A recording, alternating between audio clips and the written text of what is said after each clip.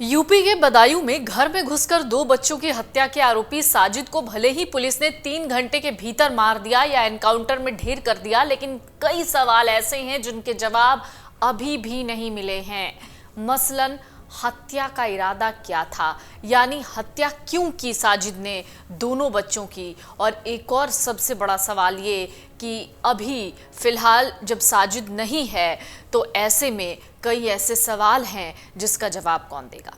Badaun police फिलहाल कई सवालों के जवाब तलाश रही है, या यूं कहें कि जवाब तलाशने में कतरा भी रही है।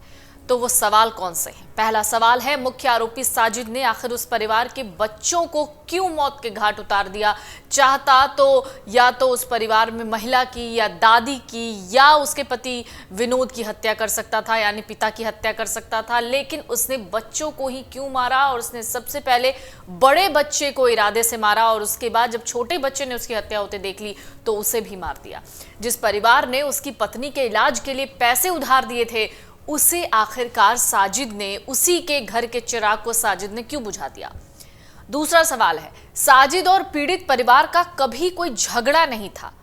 अगर था भी तो अभी तक ऐसी कोई बात सामने नहीं आई है, कोई अनबन की बात सामने नहीं आई है। अगर ऐसा नहीं था, यानी कभी अनबन नहीं हुई, कभी झगड़ा नहीं हुआ, तो आखिरकार ये नौबत यहां तक कैसे पहुंची। बच्चे साजिद के यहां ही बाल कटवाने जाते थे, तो फिर आखिर साजिद ने उन बच्चों का गला क्यों रेता।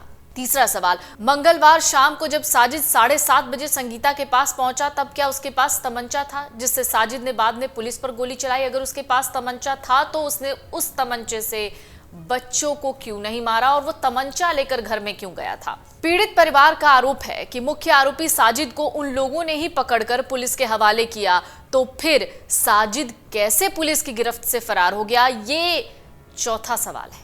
पांचवा सवाल है, जब घर वालों ने साजिद को पुलिस के हवाले किया उस समय क्या पुलिस ने तलाशी नहीं ली थी जो उसने शेखुपुरा के जंगलों में तमंचा निकाला और पुलिस पर फायरिंग शुरू कर दी। जवाबी कार्रवाई में पुलिस को साजिद पर फायरिंग करनी पड़ी और साजिद वहीं एनकाउंटर में ढेर हो गया। छठा सवाल, जिस वक्त साजिद को पुलिस के हवाले किया गया और जब एनकाउंटर हुआ तो इस बीच उसके पास तमंचा आया कहां से। अगर वो बच्चों को मारने के लिए संगीता के घर तमंचा लेकर गया था, तब जब पुलिस ने उसे घर से दबोचा उस समय पुलिस ने उसके पॉकेट से तमंचा बरामद क्यों नहीं किया। सवाल एक और है, सातवां सवाल, कि तंत्र मंत्र की वजह से क्या ये बदायूं हत्याकांड को अंजाम दिया गया। क्या साजिद किसी तंत्र मंत्र में भरोसा रखता था। तो ये बदायूं की पूरी घटना क्या है। दरअसल मंगलवार की देर शाम 7:30-8 बज रहे होंगे जब सिविल लाइंस थाना इलाके में साजिद नाम का एक शख्स, जिसकी एक दुकान है, पार्लर की दुकान है, दुकान के सामने वाला जो घर है वो विनोद का घर था। विनोद साजिद का दोस्त भी था और अक्सर इनका घर आना जाना हुआ करता था। विनोद के जो बच्चे थे वो साजिद के यहाँ बाल कटवाने जाया करते थे। तो साजिद विनोद के घर गया जब विनोद अपने घर पर नहीं था। साजिद ने विनोद की पत्नी संगीता से 5,000 रुपए उधार मांगे थे। उसके बाद संगीता ने पति से फोन पर बात की और बाद में उसको रुपए दे दिए। जब उसने रुपए लिए तो कहा कि थोड़ी उसकी तबीयत खराब लग रही है, तो वो उसी घर में यानी विनोद के घर की छत पे चला गया, जहां पर दोनों बच्चे विनोद के, आयुष और आहान, आयुष 11-12 साल का था, आहान 6 साल का, ये दोनों उस वक्त छत पे खेल रहे थे। साजिद ने उन पर धारदार चाकू से हमला कर दिया जिसमें दोनों की मौत हो गई। अब कुछ रिपोर्ट्स ये भी कह रही हैं कि पहले उसने आयुष को मारा, आयुष का मर्डर करते हुए आहान ने देख लिया, यानी ये जो छोटा वाला बच्चा था उसने देख लिया, जिसके बाद उसने आहान को भी मार दिया। दोनों की मौत हो गई। मासूमों की हत्या से गुस्साए लोगों ने साजिद की दुकान का सामान जला दिया। साजिद ने तीसरे बच्चे पर भी हमला किया था, लेकिन तीसरा बच्चा बच गया। वो अस्पताल में भर्ती था गंभीर अवस्था में, लेकिन फिर बाद में उसे डिस्चार्ज कर दिया गया।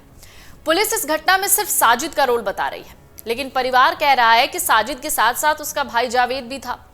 दोनों के खिलाफ एफआईआर दर्ज कराई गई है। हालांकि अब तक ये पता नहीं है कि आखिर 2 मासूमों की जान लेने के पीछे का जो सॉलिड मोटिव था, यानी जो मकसद था, वो क्या था। पर देख रहे हैं तो हमारे चैनल को सब्सक्राइब करें और बेल आइकन को दबाना ना भूलें। अगर आप फेसबुक पर यह वीडियो देख रहे हैं तो हमारे पेज को लाइक करें।